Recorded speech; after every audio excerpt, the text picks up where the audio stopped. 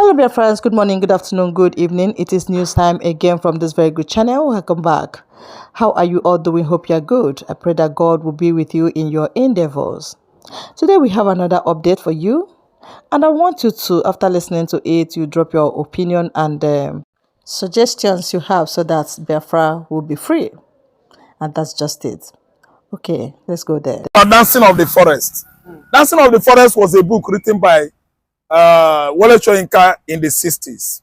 That book was written almost during the Nigerian Biafran Civil War, and Wole Soyinka was arrested by the federal government then. Because the book authored by Soyinka was speaking in favor of the masses, in favor of the Biafrans, in favor of ordinary Nigerians. Because I don't see a situation whereby someone was agitating for his rights and he was set free by court of, competent jurisdiction, and they refused him bail. No, the court said he should be bailed, he should go. Not even bail. That's final. Discharged and acquitted. Still, they arrested him, they held on to him.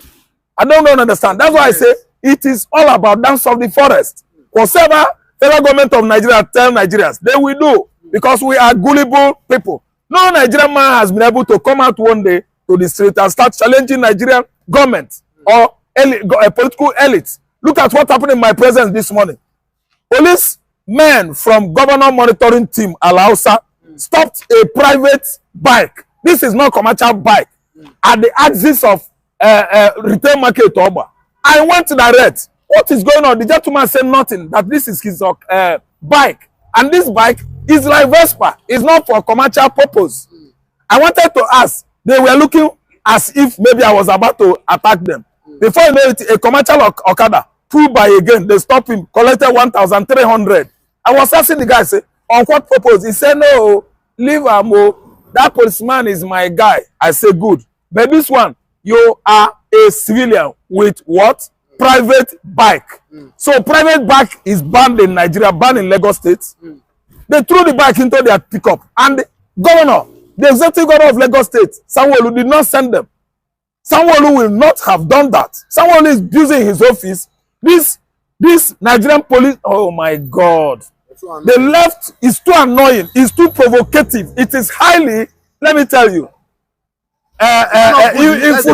infuriating. Nigerian police are bullying Nigerians. The people that should be policing, they are bullying them. That is not how to police the public. They are doing it the other way around. The purpose at which they were all enlisted into that federal agency is to do what? Police you and I. That is to protect you and I. So now, the private bike was thrown into their pickup. Governor monitoring team Alausa. I don't understand. Somebody will now be saying all manners of bad things against the governor. Now lie. Someone who did not send anybody to commit that kind of dastard act at retail market there. So what am I trying to say? What am I trying to say? Somebody has been set free by the court. You and I actually knows that the court interprets the constitution. They review Nigerian constitutionalities, and they have the right to set anybody free who has been found maybe based on a criminal offense or whatever they call it. Nnamdi Kanu was accused of what he did not. Act of terrorism is not out of self-agitation. Self-agitation is allowed anywhere in the world. No constitution in the whole world actually exempts agitation.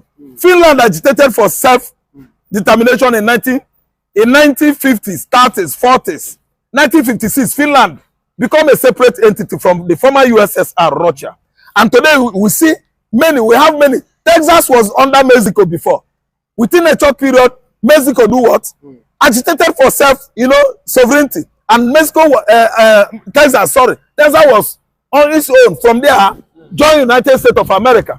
If Nigeria today determined to go and join Chad, it is a question of having an agreement with Chad, and they become a country. So why arresting somebody that is agitating for his rights? See, let me tell you, it is against the law to come to court with masked men.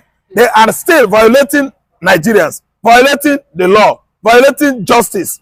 Nnamdi Kanu, I think that gentleman has taken enough. So the See, like, let me tell you, they are not going to do the needful. Oh.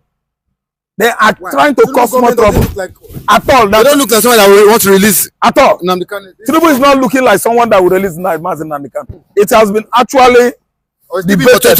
Wait, debated and debated that Tinubu will leave Nnamdi Kanu by force. No, I'm telling you the truth. Tinubu government, APC government, they are the worst government in Africa, the worst political party in Africa. They are not going to leave Nnamdi Kanu on a peaceful agreement. Nnamdi Kanu will be out of that detention by force. And it is going to be external forces that will come to Nigeria and set the young man free. Either from United Nations or from United States of America. I'm telling you, it is not possible. The current administration are not friendly to you and I. They are not friendly to Nigerian people. They are just there to rubbish Nigeria economy. Economically, they are nowhere to be found. And you can see all their body languages. They are busy looting our Commonwealth. Look at Akpabio. Akpabio has traveled as far as Vatican, Rome, to do what? To pay condolence to St. Peter in Rome. And Bianca was there with him. Bianca was there with him. And other government functionaries, they sign out money in millions. While people are dying in Jos Plateau State, people are dying in Benue, they could not go there to pay condolence to the victims of those that were maimed and disallowed by Fulani herdsmen. Who visited those families in Jos Plateau? Nobody. Who visited Benue State? Those families that lost their loved one? Nobody. But Akpabio, Biancono, and the rest of them at, in various federal positions, visited Rome to pay condolence to St. Peter over Pope Francis' death. They are wasting money and they don't love Nigerian people. They just embark on wasting our money, going to do irrelevant things. The people that were being killed in Enugu State, Idago community, did Akpabio visit that family? He is visiting Vatican City, with his bloated stomach to play eye service to God. Does God tell you that he wants Nigerian government to come and pay condolence to Pope? What does that pay? What does that gain Nigerians? Nigeria lost money. They went there to useless our money. He went to Vatican City to visit Pope, to visit St. Peter. Why not going to Plateau State to visit the victims of Fulani herders attack? Now he visited Rome because they are Nigerians. Nigerian government are to spend Nigerian money illegally. Who visited those victims in Anambra State that Fulani herders killed? In Uzo One, who visited the family of those vigilante people that lost their loved one to herders, to killer herders? Now they are visiting Pope Francis, pay visit Biancono, visiting Vatican. What does that matter? And Bianca has gone there and turned to another thing. I don't know what has become of Bianca so lately. Biancono has changed from being a Bianca we know. I don't know. I saw Bianca and Akpabio. I wonder what they are doing at Vatican. What are they doing in Vatican City? Biancono and Akpabio in Rome, visiting Pope Francis. I don't know. Hundreds were dying in the Med Belt. Biancono did not go. Akpabio did not go. In the southeast, I know, over 30,000 people lost their lives to herdsmen. Did Akpabio visit them, their families? Did Akpabio go to pay condolence to Idago community, Enugu Ezike community, Uzo One community, and then Suka Ihalumona? Did Akpabio go there to say sorry to those victims?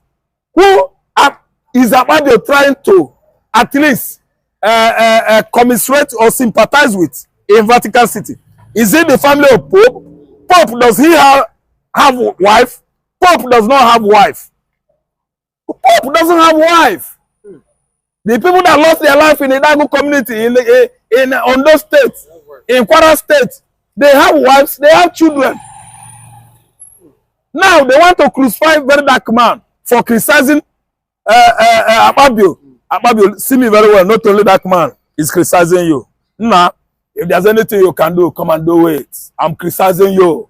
You shouldn't have gone to Rome. My friend, you're wasting our money. But they've told Very Dark Man to refrain or to retract his statements in the next 7 days. What Very Dark Man said was the right thing. Whatever they think Very Dark Man actually perpetrated is still in line with his constitutional rights. Very dark man has to speak out when it matters most on issue bordering on our national what integrity, our national matter. It is his right to speak out, to say the truth. What very dark man said is right. Dark man criticized Ababio, and very dark man is right, and he should be right tomorrow, and he should continue doing what he is doing.